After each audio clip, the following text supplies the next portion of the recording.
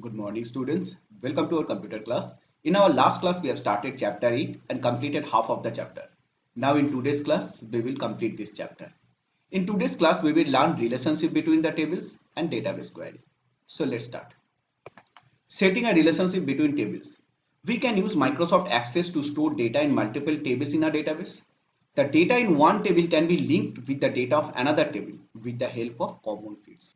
The common fields are used to set up a relationship between the tables. Different type of relationships are there. We will learn. The common field is one table can act as a primary key and as a foreign key of another table. So what field is primary key in one table that can be a foreign key of another table if we use that field to link the table with another table. That means foreign key is a field which is used to link a table with another table. Foreign key refers to the field in a table that act as a primary key of another table. Not always, but that is the field using which we can link a table with another table. So generally primary key and foreign key relationship lies between two tables when we will link them. Now how to set relationship between tables? Let me open our MS Access database which we have made in our last class. Access. This was the database school.accdb. We had two tables, student and marks. Little bit I have changed and I have entered few data so that I can show the relationship and query here. Let me open student table. So this is student table with four fields, student ID, which is primary key field, name, class and section. 7 records are here. And in marks table also we have 7 records. Here also student ID is primary key, then physics, chemistry, biology and maths to obtain the marks of these 4 subjects and total field to get the total of this science subject marks. Now we will relate these two tables. The relationship should be on common field. We have common field student ID here in marks table, and in student table also we have student ID. Now based on this common field we will set the relationship. What to do? We have to go to database tools ribbon. Here you will get relationship, but it is a suggestion to close all your database objects before setting the relationship. Let me close this marks table and student table also. Now click on this relationship from this relationships group of database tools ribbon. This is relationship window has opened. Automatically one show table dialog box will come, but in my version you will not get that. Here add tables pane will come at the right hand side. See this one. If it is not present, you have to open from here. See. So this add table shows two tables as I have two database tables in my database, student table and marks table. Double click on the student table to add it here and marks also. That means all the tables we have to add in this relationship window. How? By double clicking on the name. Student marks. So these are two independent tables. Now we will relate them. What to do? This is my primary table because I have made the student table first. After that marks table. So from student table, take this common field, drag it and drop in on the common field of another table. See, automatically this edit relationship dialog box will come where it is showing the common fields of these two tables, student ID of student table and student ID of marks table. Here you have to select enforce referential integrity. This is very important. And when you will click on that, if you make it tick, this two will be enabled. Previously these two were disabled. Here also you have to click cascade update related fields, cascade delete related records. What does it mean? When we will update any records or any fields in the student table, automatically that will be updated in the related table. Or when we will delete any record from student table, the related records will be deleted from the marks table. That is logical. Then you click on this create button. See, relationship has created. It is showing by this line. This line will appear and here it is showing 1 and 1. Again to edit this relation, you have to double click on this line.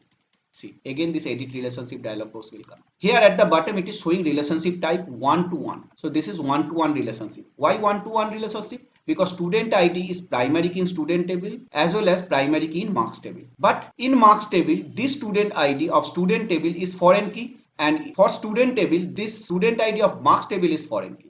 As student ID is primary key in both student and marks table, that means here in student table, one student ID will appear only once, and here also student ID cannot be duplicated in marks table. That's why it is 1 to 1 relationship. Other two types of relationships are one to many or many to one relationship, where one field is primary key in one table but not primary key in another table. Suppose in marks table, if the student ID is not primary key, so in that case one to many relationship will lie between these two tables. So when we will create relationship. And if student ID is not primary key in student table as well as in marks table, that time indeterminate relationship will come, which is also called many to many relationship. So there are three type of relationship. One to one relationship means primary key relationship. One to many relationship means primary key and another field means foreign key. Many to one means foreign key and primary key relationship, and many to many means both are foreign key, not primary key in both the tables. Okay. Now you click on OK. Bus over. This way we can make relationship between two tables. Now these two tables are linked with each other. Again, to remove this relationship, what to do? You click on this line, relationship line, and then press delete from the keyboard, or you can right click on it, delete, to delete the relationship. Here also you will get edit relationship in this context menu to open the edit relationship window like this, which you will get by double clicking on that also, this way. Okay. So once the relationship is set between the tables, now it is very easy to update the records. Open student table. See here. If I update this student ID, it is H3682. You will get the related records in that table also. 3682. Open marks table. See 3682. Record is here. Now in student table, I am changing this student ID, which was wrong. Suppose it was 3682, but actually it will be 3680. Press enter. Now you open marks table, there also it has changed 3680. See 3680. You open student table, before each record you will get plus symbol. Click on that plus symbol, it will display the related records from related table. See, but it is not showing student ID because student ID is common. For this student ID only, the record has been fetched from marks table. Okay. Again, from marks table also you can see the records of student table for this student ID. Click on this plus symbol. See, the name of this student is this, class and section. Understood? So this is the advantage. Now let me remove one record from this student table.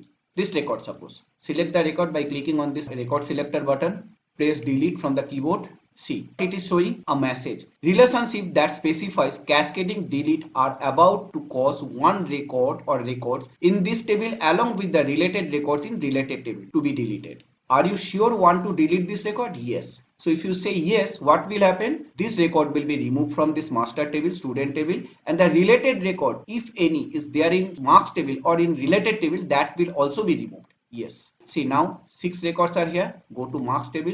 In marks table, it has marked that this record has deleted. Understood? Now come to your book. This everything has given in your book. You can follow the steps. Here it has taken an example, customer and product. You can make these two tables also in a database and set the relationship by following the steps. See how to delete relationship, how to edit relationship, everything is given in your book. Okay.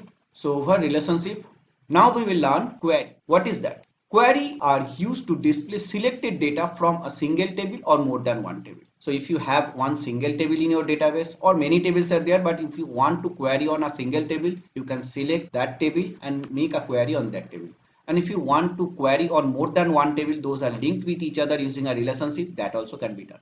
You can use query to filter data, perform calculation on it and summarize it. So what is query actually? This is another database object, just like table. Table is a fundamental database object. This is another database object using which we can make query on the table. We can extract record from one or more table, sometimes based on some criteria also, based on some conditions. So how to do that?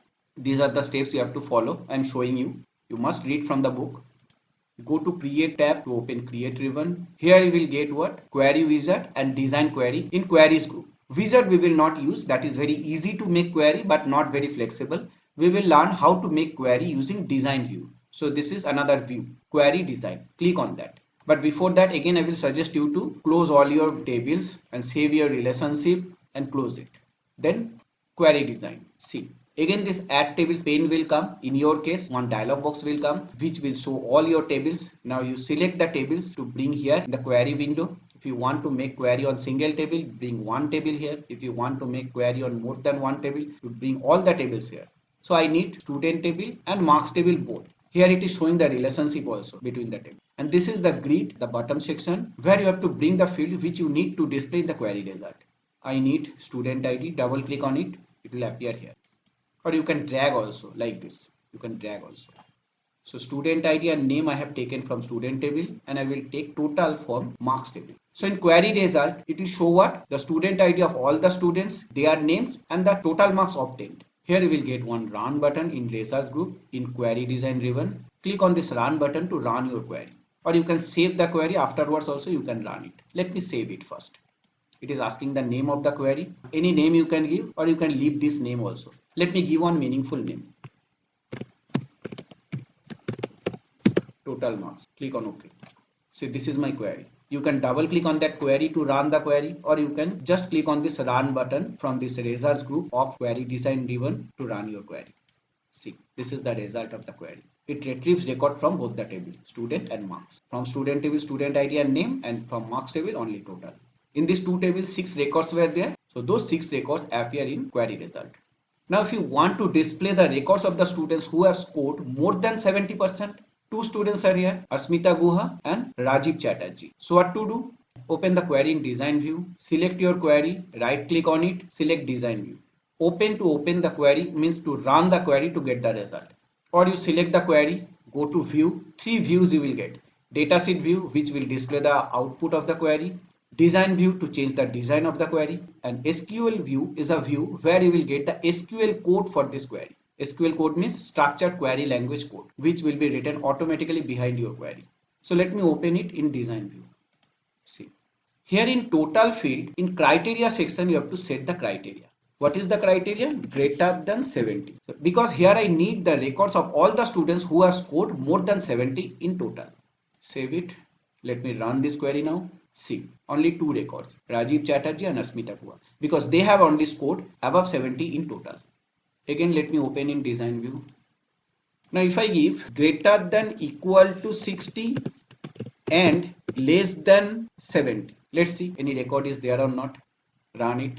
3 records are there. Ritam De, Srija Viswas, Shubham Das. They have scored 68, 63 and 66 respectively.